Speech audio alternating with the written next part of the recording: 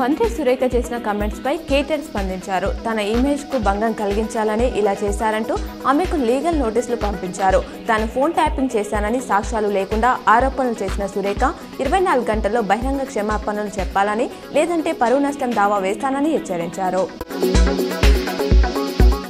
విజయవాడలోని ఇంద్రకీలాద్రిపై దసరా ఉత్సవాలు జరుగుతాయి. 10 రోజుల్లో అమ్మవారు 10 రూపాయలు దర్శనమిస్తారు.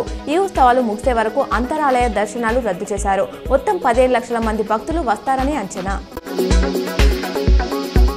దుండిగల్లోని గణపతి సచ్చిదానంద స్వామీజీ ఆశ్రమంలో నిర్మించిన శ్రీ దత్త సభ మండపాన్ని సీఎం రేవంత్ ప్రారంభించారు.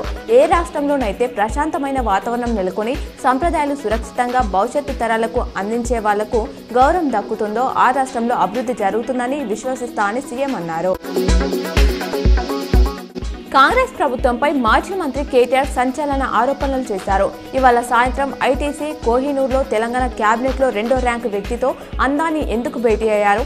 ఇంకా ముఖ్యంగా ఆ సమావేశంలో సునీల్ కన్గోలు ఏం చేస్తున్నారు? కాంగ్రెస్ కు అందాని ఫ్రెండ్ అయ్యారా, లేక రాయదుర్గంలోని 84 ఎకరాల విలువైన భూమిని కాజేయడానికా అని ప్రశ్నిస్తూ కేటీఆర్ ట్వీట్ చేశారు. ప్రస్తుతం తెలంగాణలో హైడ్రా వివాదం ట్రెండింగ్ లో ఉంది. పేదల ఇళ్లను కూలుస్తుందన్న ఆరోపణల నేపథ్యంలో పెద్ద ఎత్తున నిరసన వ్యక్తమవుతోంది. ఇవాళ బతుకమ్మ పండుగ సంబరాల్లోనూ హైదరాబాద్ ఫిలిం నగర్ మహిళలు హైడ్రాకు వ్యతిరేకంగా వినూత్నంగా నిరసన తెలిపారు. మా ఇళ్లను కూల్చకండి, మాకు న్యాయం చేయండి, అభివృద్ధి పేరుతో అరాచకాలు చేయొద్దు అంటూ ప్లాకార్డులను ప్రదర్శించారు. మా ఫ్యామిలీపై అసత్య ఆరోపణలు చేసిన కొండ సురేఖపై అక్కినేని అమల మండిపడ్డారు. రాజకీయ వివాదాల్లోకి మమ్మల్ని లాగవద్దు, నా భర్త గురించి నిరాధార ఆరోపణలు చేయడం సిగ్గుచేటన్నారు.